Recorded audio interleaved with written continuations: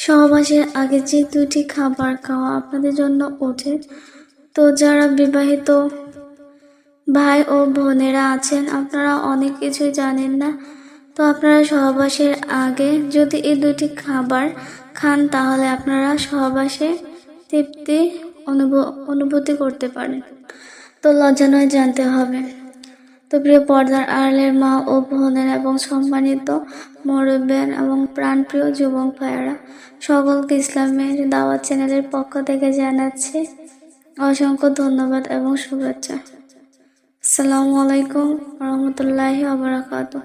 তো আমি আজকে যে বিষয়টি নিয়ে আলোচনা করছি, তো মিলনের আগে যে দুটি খাবার খাওয়া উচিত। তো আপনাদের কাছে আমাদের একটাই অনুরোধ, যারা আমার ভিডিওটি শুরু থেকে শেষ পর্যন্ত দেখবেন, তারা যেন স্কিপ না করে পুরো ভিডিওটি দেখেন, তাহলে আপনারা অনেক কিছু জানতে পারবেন। বিশেষ করে আমাদের যুবক ভাইদেরকে উদ্দেশ্য করে বলা, যেন সহবাসে তার স্ত্রীকে বেশি সুখ দিতে পারেন। তো কথা না বাড়িয়ে চলে যাচ্ছে মূল আলোচনায়। তো মূল আলোচনাটি হচ্ছে মিলনের আগে যে দুটি খাবার। তো মিলনের আগে যে দুটি খাবার খেয়ে বাড়িয়ে নিন সহবাসের সময় আরও খুশি রাখুন স্ত্রীকে। তো আমি আবারও বলছি, মিলনের আগে যে দুটি খাবার খেয়ে বাড়িয়ে নিন সহবাসের সময় আরও বেশি খুশি রাখুন আপনি আপনার স্ত্রীকে। তো সহবাসের 1 ঘন্টা আগে যে দুটি খাবার খেয়ে যৌন মিলনের বা ফিজিক্যাল রিলেশন সময় বাড়িয়ে নিন স্ত্রীকে বা ওয়াইফ খুশি করে বীর্যপতন নিয়ন্ত্রণ রাখুন। তো অনেক পুরুষের যৌন মিলনের সময় খুব তাড়াতাড়ি বীর্যপতন হয়, তো কাঙ্ক্ষিত সুখ স্ত্রীকে দিতে পারে না। আমাদের আজকের টিউটোরিয়ালটি তাদের জন্য, যাদের খুব তাড়াতাড়ি বীর্যপতন হয়। মিলনের পুরুষের অধিক সময় নেওয়া পুরুষত্বের মূল যোগ্যতা হিসেবে গণ্য হয়। তো যে কোনো পুরুষ বয়সের সাথে সাথে মিলনের নানাবিধ উপায় শিখে থাকে।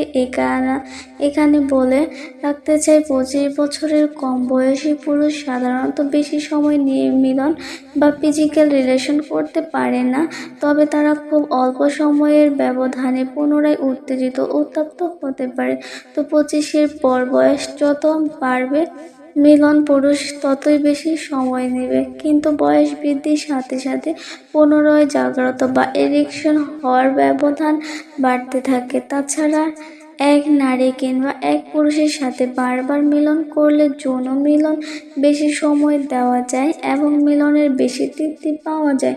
তো কারণ স্বরূপ নিয়মিত মিলনে একে অপরের শরীরের এবং ভালো লাগা মন্দ লাগা পছন্দ সহ আশা ভঙ্গি সুখ দেওয়া নেওয়া পদ্ধতি সিস্টেম ইত্যাদি সম্পর্কে ভালোভাবে অবহিত থাকে। উল্লেখ্য, যা বলেন, তো এক তরকারি দিয়ে যেমন খেতে ভালো লাগে না, তাই প্রতিদিন এক নারী ভোগের লালসা তাদের অনুভব করছে।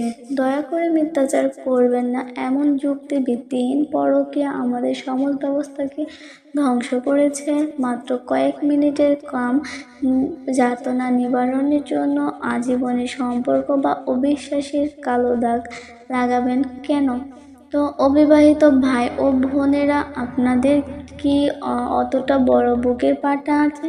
যদিও বিয়ের পরে আপনি জানেন যে আপনার স্ত্রী সতী নয়, তখন তার সাথে বাকি জীবন কিভাবে কাটাবেন? তাহলে কেন শুধু বিবাহ পূর্ব মিলনের ফিজিক্যাল রিলেশনের জন্য ব্যাকুলতা? যে ধরনের নারীকে আপনি গ্রহণ করতে পারবেন না, অথচ সে আপনি অন্য পুরুষের ভবিষ্যৎ বধূর সতীত্ব লুটবেন। দুঃখিত যদি কারো ব্যক্তি সত্তায় আঘাত করে থাকে। তো মূল আলোচনায় আসি। বলেছিলাম, যৌন মিলনে বা ফিজিক্যাল রিলেশন অধিক সময় দেওয়ার পদ্ধতি তো আবিষ্কার করেছেন মাস্টার এবং জনসন নামের 2 ব্যক্তি। চেপে ধরার পদ্ধতি আসলে নাম থেকে অনুমান করা যায় কিভাবে করতে হয়। যখন কোনো পুরুষ মনে করেন তার বীর্য প্রায় স্খলনের পথে, তখন সে অথবা তার সঙ্গী লিঙ্গের ঠিক গোড়ার দিকে, অন্তঃকোষের কাছাকাছি লিঙ্গের নিচের দিক যে রাস্তায় দিয়ে মূত্রবীর্য বহির্গত হয়, সেই শিরা বা মূত্রনালী কয়েক সেকেন্ডের জন্য চেপে ধরুন। তো লিঙ্গের পাশ থেকে 2 আঙ্গুল দিয়ে ক্লিপের মতো আটকে ধরতে হবে।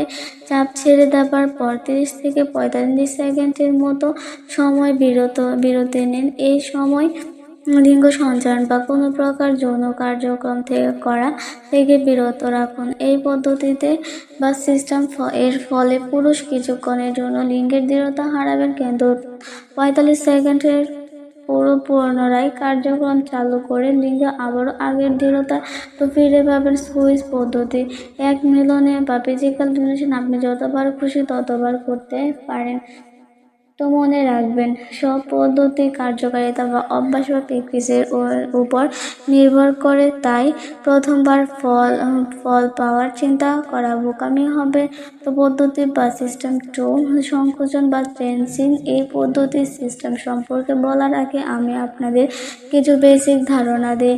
আমরা প্রস্রাব করার সময় প্রস্রাব পুরোপুরি নিঃসরণের জন্য অন্তঃকোষের নিচ থেকে পায়ুপথ পর্যন্ত অঞ্চলে যে এক প্রকার খিঁচুনি দিয়ে পুনরায় তলপেটের দিকে চাপ দেয়, এখানে বর্ণিত সংকোচন বা টেন্সিং পদ্ধতি অনেকটা সেই রকম, তবে পার্থক্য হলো এখানে আমরা খিঁচুনি প্রয়োগ করব, চাপ নয়।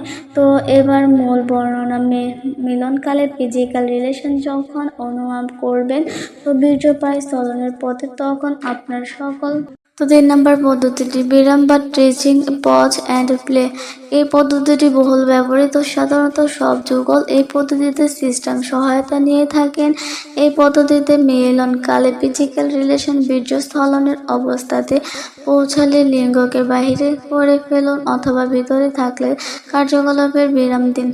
এই সময় আপনি আপনাকে অন্যমনস্ক করে রাখতে পারেন, অর্থাৎ সুখ অনুভূতি থেকে মনকে ঘুরিয়ে নেন। যখন অনুভব করবেন বীর্যের চাপ কমে গেছে, তখন পুনরায় শুরু করতে পারেন। তো আসসালামু আলাইকুম রহমতুল্লাহি ওবারাকাতুহু। প্রিয় পর্দার আড়ালের মা ও বোনেরা, সম্মানিত মুরব্বিয়ান ও আমার প্রাণপ্রিয় যুবক ভাইয়েরা, তো আমি আজকে যে বিষয়টি নিয়ে আলোচনা করব সেটি আপনাদের দৈনন্দিন জীবনের একটি গুরুত্বপূর্ণ আলোচনা। তো আপনারা আমার এই আলোচনাটি ধৈর্য এবং মনোযোগ সহকারে শুনবেন। তাছাড়া আপনারা যারা এখনো আমার চ্যানেলটিকে সাবস্ক্রাইব করেনি, অতি দ্রুত আমার চ্যানেলটিকে সাবস্ক্রাইব করে দেবেন। তো আজকে যে গুরুত্বপূর্ণ বিষয়টি নিয়ে আলোচনা করব, তো সেটি হচ্ছে কোন বয়সে কতবার সহবাস করবেন। তো এই ভিডিওটি আপনারা যারা ধৈর্য এবং মনোযোগ সহকারে শুনবেন তারাই বুঝতে পারবেন। তো কথা না বাড়িয়ে চলে যাচ্ছে মূল আলোচনায়। তো কোন বয়সে কতবার সহবাস, কোন বয়সে কতবার সহবাস করলে মানুষ সুস্থ থাকবেন আজীবন, তো এই নিয়ে হবে আলোচনা। মানুষের জীবনে এই যুগের পরিবর্তন এসেছে বিস্তর, তো প্রভাব পড়েছে মানুষের যৌন জীবনে, অথচ সুস্থ জীবনের অন্যতম চাবিকাঠি সুস্থ এবং যৌন জীবনও। তো দীর্ঘ গবেষণার পরেও কোনো বয়সে কতবার যৌন মিলন করা উচিত তার বদলে দিলেন বিজ্ঞানীরা। মার্কিন যুক্তরাষ্ট্রে 1170 জনের সাক্ষাৎকারে নেওয়া হয়েছে। তো আবারও বলছি, মার্কিন যুক্তরাষ্ট্রে 1170 জনের সাক্ষাৎকারে নেওয়া হয়েছে। মার্কিন যুক্তরাষ্ট্রের ইন্ডিয়ানা ইউনিভার্সিটির দ্য ক্রিন্সেল ইনস্টিটিউটের গবেষণায় পাওয়া গিয়েছে 30 বছরের নিচে বয়সীদের সাধারণত দিনে 2 বার সঙ্গমে লিপ্ত হওয়া উচিত, মাঝে মাঝে বা মানে বছরে 122 বার। তো 30 থেকে 39 বছরের মধ্যে যাদের বয়স, তারা খানিকটা সহবাস করেন, তো 1 থেকে 6 বার প্রতি সপ্তাহে, মানে বছরে 86 বার সহবাস করতে পারবেন। তো যাদের বয়স 40 থেকে 49 বছরের মধ্যে, তারা সবচেয়ে কম যৌনতার লিপ্ত হন, তা বছরে 18 থেকে 29 বারের মধ্যে। তা আপনারা সহবাস করতে পারেন, বা তাদের অর্ধেক সময় আপনারা করতেও পারবেন। তো গবেষণা জাস্টিন হেলেও মিলার একটি গুরুত্বপূর্ণ কথা বলেছেন। তার কথায় যৌন মিলনের চাহিদা কেবল বয়সের কারণে কমে যায় না, তবে কমে যায় আবেগ কমে যাওয়ার কারণে। যারা নিজেদের সর্বদা বয়স্কভাবে নেতিবাচক চিন্তা ভাবনা করেন, তাদের জন্য মিলনের হার সবচেয়ে কম।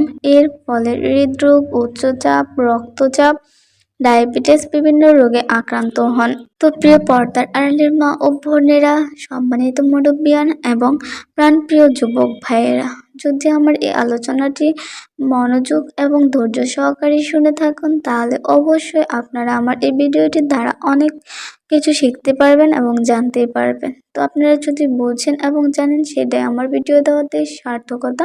তো আপনাদেরকে আমি আরেকটি কথা না বললেই না, যারা আমাকে এখন পর্যন্ত প্রথম থেকে এখন পর্যন্ত যারা আমাকে সাপোর্ট করে যাচ্ছেন, তাদেরকে জানাচ্ছি আমাদের ইউটিউব চ্যানেলের পক্ষ থেকে অসংখ্য অসংখ্য ধন্যবাদ এবং স্বাগতম। আর যারা আমার চ্যানেলটিকে সাবস্ক্রাইব করে দিয়েছেন, তাদেরকেও জানাচ্ছি অসংখ্য ধন্যবাদ এবং স্বাগতম। তো আজকের মতো আমি এখানে আলোচনা শেষ করলাম। আসসালামু আলাইকুম রহমতুল্লাহি ওয়া বারাকাতুহু।